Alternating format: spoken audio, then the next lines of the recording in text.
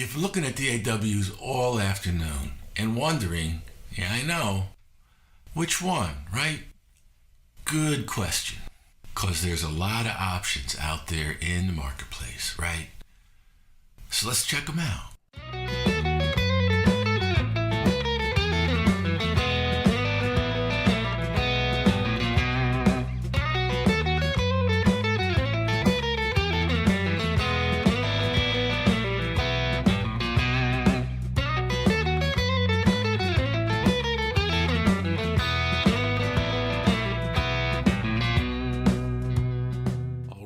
So let's start with the freeware.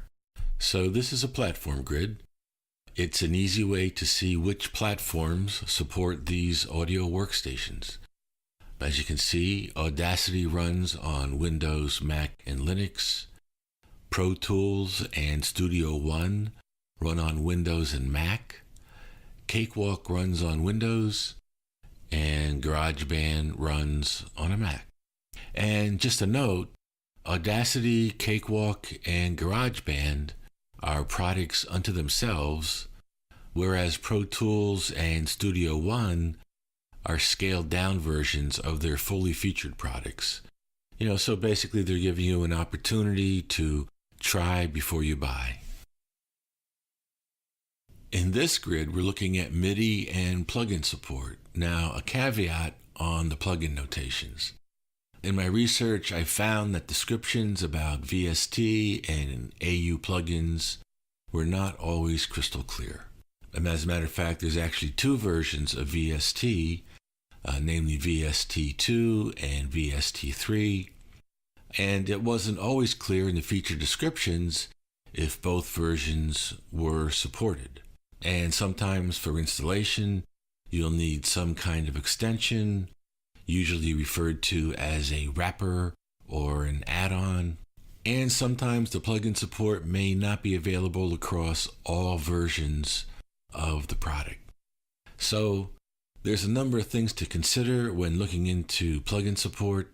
The notes in the grid reflect the best info I could find. Now, of course, audio workstations have different features and different user interfaces. So I wondered, if I start out using freeware, would that be sufficient for learning, the basics? Well, the thing is, whether it's freeware or purchased software, they all produce digital information, right? So as far as your PC or laptop is concerned, the incoming sound is really just another bit stream. And the effects being applied, whether by freeware or purchased software, are done for the most part by various algorithms. So, for example, here is a user interface for a compressor. And now, here's a bit of code from a compressor routine. So yeah, fundamentally, audio workstations are dealing with algorithms and how well those algorithms have been translated into computer code. So I concluded that, using freeware would be an okay way to learn basic concepts. All right, so let's take a look at the same information for purchase products. So here's the platform grid showing the 4 purchase products. Now, in this grid, you'll notice I added a column for networking. There is something called a link feature developed by Ableton. Bitwig and Reason make use of Ableton's link feature. And Pro Tools offers a cloud collaboration feature. Needless to say, I found lots of opinion and discussion about networking in audio workstations, and I'll just leave it at that. If you're interested in that kind of thing, you can find lots of information on websites, forums, and on YouTube. All right, so a lot of information on the MIDI and plugin grid. This grid shows all of the various versions of each of the products. There may be 2, 3, or even 4 versions to choose from. And for the cost, instead of showing each price point, I organized the cost into ranges. Under $125, between $150 and $200, between $200 and $500, between $500 and $600, and over $700. I use ranges because specific price points will tend to vary from time to time, right? Now, you may notice I labeled the cost column as initial investment.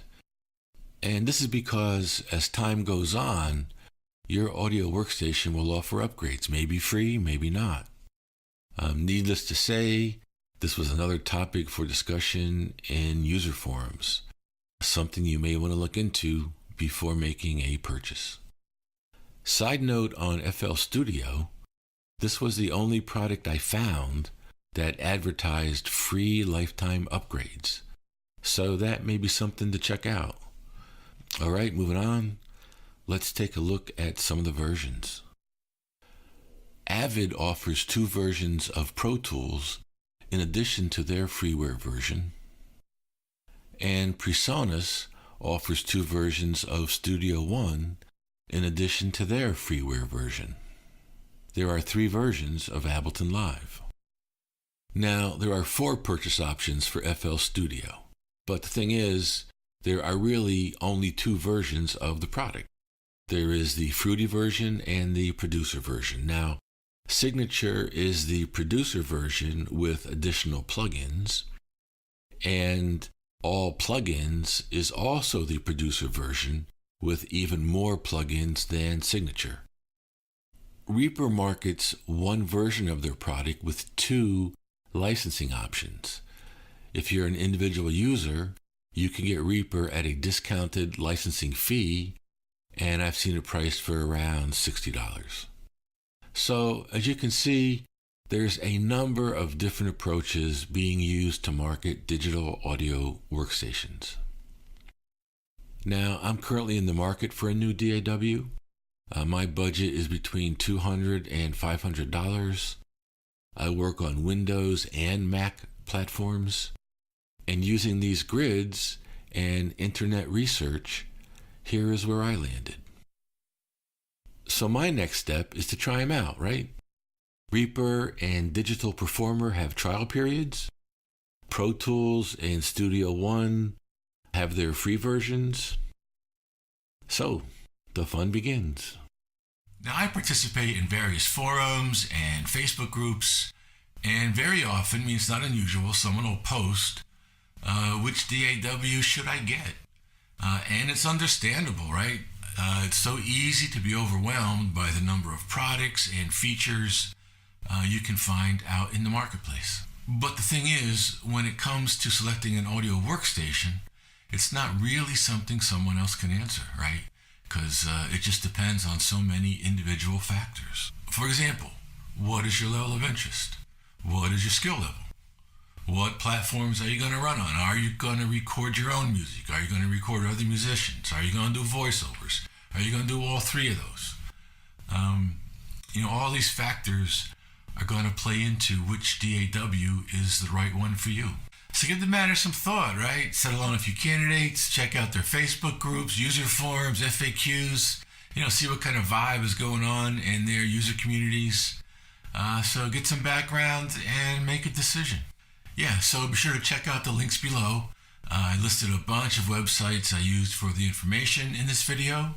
Also posted a link to an Excel, has all those tables. Feel free to download. And with that, please comment, like, subscribe. Yeah, and we'll see you next time.